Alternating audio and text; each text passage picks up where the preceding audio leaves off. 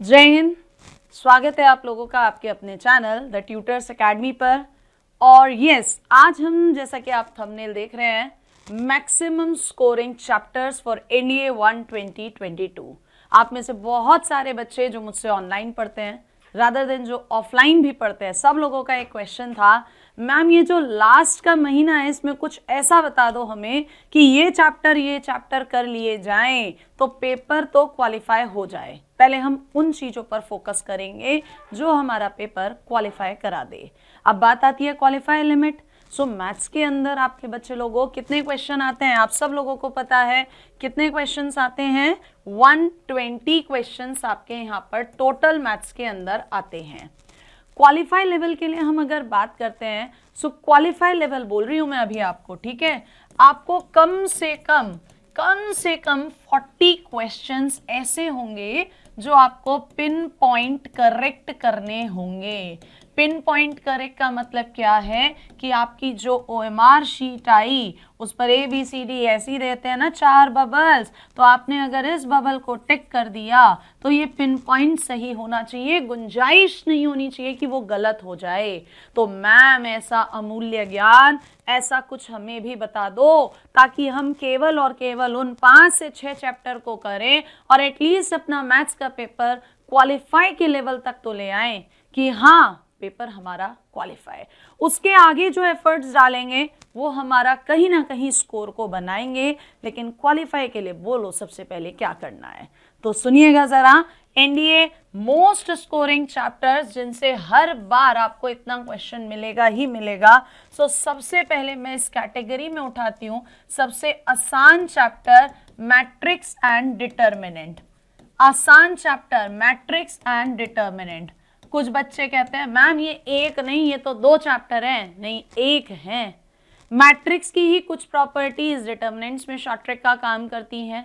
Determinants को ही जो open करते हैं वो मैट्रिसेस में इक्वेशन का काम करती हैं। तो आपको किसी भी मैट्रिक्स का एडजॉइंट निकालना आना ही आना चाहिए, क्वेश्चन बनता है। इनवर्स निकालना आना चाहिए, लेकिन अब इन्वर्स निकालने के लिए ये नहीं करेंगे कि आप लेंदी मेथड लगा रहे हैं। इनफैक्ट जो 4 ऑप्शंस दिए होंगे, हिट एंड ट्रायल मल्टीप्लाई करके देखेंगे किससे आइडेंटिटी आ जा रही है। मैट्रिसेस की टाइप्स एक बार याद कर लीजिएगा। इसी तरह से इक्वेशंस में किस कंडीशन से यूनिक सॉल्यूशन है, हो नॉन यूनिक मतलब इनफाइनाइट सॉल्यूशंस हैं या नो सॉल्यूशन है, ये आने चाहिए। सिमेट्रिक स्क्यू सिमेट्रिक की, सिंगुलर की, नॉन सिंगुलर की प्रॉपर्टीज आनी चाहिए। डिटर्मिनेंट के लिए अगर बात करते हैं, सो डिटर्मिनेंट्स की प्रॉपर्टीज जैसे कि किसी भी डिटर्मिनेंट की वैल्यू 0 कब होती है, जब कोई एक रो या कोई एक कॉलम 0 हो जाए, या कोई सी 2 रो या 2 कॉलम 0। मतलब ये सिंपल प्रॉपर्टीज अगर आपने कर ली, और मेरी किताब जो आप लोगों ने ली है या जो मैंने प्राइज में आप लोगों को दी थी या जो मैराथन्स में PDFs आपको मिल रही हैं, उनका एग्जाम से पहले 5 से 6 बार रिवीजन कर लेंगे तो आप इससे आने वाले क्वेश्चन कर जाएंगे। और ये स्कोरिंग क्यों है? क्योंकि इस मैट्रिक्स एंड डिटर्मिनेंट से आप किसी भी ईयर का पेपर उठा के देखना, आपको 10 क्वेश्चन तो मिलेंगे ही मिलेंगे। मिनिमम लिख रहे हैं, कई बार ये 12 तक भी पहुंच जाते हैं, नहीं तो 10 क्वेश्चन तो कंफर्म है मिलेंगे ही मिलेंगे। ठीक है, तो पहला चैप्टर इस कैटेगरी में मैट्रिक्स डिटर्मिनेंट। सेकंड नंबर पे मैं यहाँ पर आपका रखूंगी ट्रिग्नोमेट्री। कौन सा? ट्रिग्नोमेट्री। ये भी कम से कम 10 क्वेश्चन लाता है। मैं ट्रिग्नोमेट्री यूनिट की बात नहीं कर रही हूं, यहाँ पर गौर कीजिएगा, मैं बात कर रही हूँ ट्रिग्नोमेट्री, जिसके अंदर आपके एडिशन फॉर्मूले प्लस बी ए माइनस बी वाले, मल्टीप्लिकेशन फॉर्मूले 2 sin a sin b 2 cos a sin b वाले, sin c plus sin d फॉर्मूले, double sin 2 theta sin 3 theta cos 3 theta.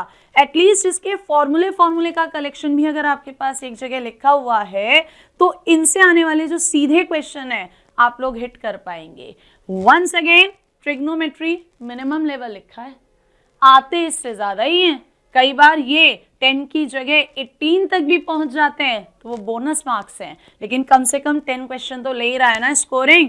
एक दिन में आप बना लो फॉर्मूलों का कलेक्शन, या बुक में है लेके बैठो उसे, और कहीं ना कहीं 1 घंटा मैक्सिमम लगेगा सारे फॉर्मूले रिवाइज, और उठा के फिर पीडीएफ जो हम दे रहे हैं या किताबें हैं उनसे सॉल्व करना स्टार्ट करो तो 10 क्वेश्चन यहाँ की भी कवर हो गए। नेक्स्ट आते हैं इसी में हम लोगों का तीसरा part which is statistics. Statistics भी आपके मिनिमम लाता है 10, लेकिन मैं आपके लिए फिर भी एक बात करूंगी कि मिनिमम लेके चल रहे हैं तो अब से 4-5 साल पहले की बात करें तो 10 नहीं आते थे, 5 के लगभग, तो यहाँ मैं 5 से 10 ही लिख रही हूँ, ठीक है। स्टैटिस्टिक्स बच्चों को ये टफ लगता है, स्टैटिस्टिक्स नहीं हो रहा, तो जिन्हें ये टफ लगता है स्टैटिस्टिक्स नहीं हो रहा, मेरी शाम की 2 क्लासेस हो चुकी हैं लेक्चर। स्टैटिस्टिक्स 1 में मेजर ऑफ सेंट्रल टेंडेंसी की बात करी थी, स्टैटिस्टिक्स 2 में हम लोगों ने मेजर ऑफ डिस्पर्जन, जिसमें आपका कोवेरिएंस, स्टैंडर्ड डेविएशन, कोरिलेशन अच्छे से बताया है, थ्योरी उसको कर लीजिएगा। और आने वाले समय में रिग्रेशन की क्लास एक अलग से होगी और साथ में प्रैक्टिस क्वेश्चन, तो वो क्लास मिस मत करना। सो 3rd नंबर पे मैं यहाँ रख रही हूँ स्टैटिस्टिक्स को। देन मैं 4th नंबर पे यहाँ पर आपके साथ जो रखूंगी वो रखूंगी प्रोबेबिलिटी, और प्रोबेबिलिटी के साथ में ही ब्रैकेट में लिखूंगी P&C, क्योंकि भाई देखो ये बात तो वेरी एविडेंट है, if you are preparing for NDA so बिना P&C करे कोई भी बच्चा प्रोबेबिलिटी नहीं कर सकता। कोई ये बोले कि मेरा P&C तो वीक है लेकिन मेरी प्रोबेबिलिटी बहुत स्ट्रांग है, बेवकूफ बना रहा है अपना भी और तुम्हारा भी। अगर उसकी P&C वीक है सो प्रोबेबिलिटी पर हो ही नहीं सकता उसकी कमांड हो जाए, रूल तो सारे P&C के ही लग रहे हैं, इसलिए प्रोबेबिलिटी एंड P&C दोनों को मिला दो तो ये भी आपके लगभग 10 क्वेश्चन कवर करती है, लगभग 10 क्वेश्चन कवर करती है। इसके बाद इसी में हम उठाते हैं इसे, नेक्स्ट टॉपिक उठाने से पहले प्रोबेबिलिटी में एक कंफ्यूजन और रहता है बच्चों को, जब बच्चे सेल्फ तैयारी करते हैं, ऑनलाइन तैयारी करते हैं या किसी कोचिंग में जाते हैं, सो प्रोबेबिलिटी में वो सबसे ज्यादा बेस थ्योरम के पीछे पागल हो रहे हैं। मैम बेस थ्योरम के क्वेश्चन नहीं आ रहे, बाकी तो सब कुछ आ गया। मैं हमेशा अपने स्टूडेंट्स को एक बात सजेस्ट करती हूँ, आपको प्रोबेबिलिटी पढ़नी है या कुछ भी चीज पढ़नी है मैथ्स में, आपको किस लिए पढ़नी है, एनडीए क्लियर हो जाए। आपको ज्ञान इकट्ठा नहीं करना है, ये आ गया तो क्या होगा, ये आ गया तो क्या हो गया, यानी आप केवल और केवल उतना पढ़ो जिससे आपका एनडीए क्लियर हो जाए। है कोई ऐसा यहाँ पे जो एनडीए के अलावा सोच रहा है मुझे मैथ सीखनी है? मुझे जहां तक लगता है आप सबका टारगेट यही होगा यार, कैसे भी हो बस एनडीए क्लियर हो जाए। तो बच्चे बेस थ्योरम से आने वाले क्वेश्चन का वेटेज तो देखो एग्जाम में है क्या, बेस थ्योरम से आने वाला क्वेश्चन एक आएगा, वो भी कभी आया। मेरा अपना एक्सपीरियंस कहता है जब से मैंने पढ़ाना शुरू किया अब तक बेस थ्योरम पर केवल 3 क्वेश्चन आए हैं, 3 बार, और मेरे सामने लगभग 30 पेपर गुजर चुके हैं, 3 बार क्वेश्चन आया है बेस थ्योरम पे, तो क्यों उस पर टाइम वेस्ट करें। तो टू द पॉइंट पढ़िए जो एनडीए में आ रहा है, अदरवाइज ज्ञान तो सब जगह बट ही रहा है, जितना बांटना हो बांट लो। नेक्स्ट टॉपिक पर आते हैं, इजी है लेकिन स्कोरिंग है, वेक्टर्स। वेक्टर्स किसी भी ईयर का पेपर उठा लो 5 क्वेश्चन।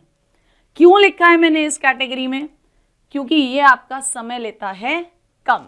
भाई वेक्टर में मैं नहीं कह रही आपको ट्रिपल पे जाओ, मैं आपको कह रही हूं क्रॉस प्रोडक्ट, 2 वेक्टर की डॉट प्रोडक्ट, कोलिनियर, कोप्लेनर, ये 4 चीजें अच्छे से कर लेना, इन 5 में से 4 क्वेश्चन हो जाएंगे, ठीक है जी। आफ्टर दैट इसमें हम आपके साथ जो टॉपिक डिस्कस कर रहे हैं यहाँ पर 6th नंबर पे डिस्कस करेंगे हम यहाँ पर स्ट्रेट लाइंस।